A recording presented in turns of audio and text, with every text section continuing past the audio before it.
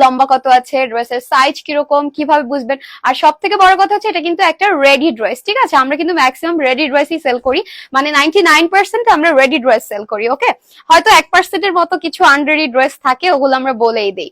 So এই হচ্ছে আপনার স্লিপের প্রিন্টের যে কাজটা আছে সেটা খুবই সুন্দর করে দারুণ করে প্রিন্ট করে দেওয়া আছে, এবং প্রিন্ট উঠে যাবে না, ধুলে নষ্ট হয়ে যাবে না। যদি হয়ে যায় তাহলে আমাদের ড্রেস আমাদেরকে আবার ব্যাক করে দিবেন, ঠিক আছে? তো এই যে সাইডটা দেখতে পাচ্ছেন, এখানে খুব সুন্দর করে কিন্তু আপনার কারচুপির যেই স্টোন গুলো থাকে সেগুলো করে দেওয়া আছে, ডলার ওয়ার্ক করে দেওয়া আছে, এবং এটার যে আপনার মিডলের যে একটা পোর্শন আছে সেটা কিন্তু খুব সুন্দর একটা বেল্টের মতো লুক আসতেছে। তার কারণ হচ্ছে এখানে আপনার ফিটিং করার সিস্টেম আছে, ঠিক আছে? এই পাশে দুটো, এই পাশে দুটো, 4টা ফিতা করে দেওয়া আছে।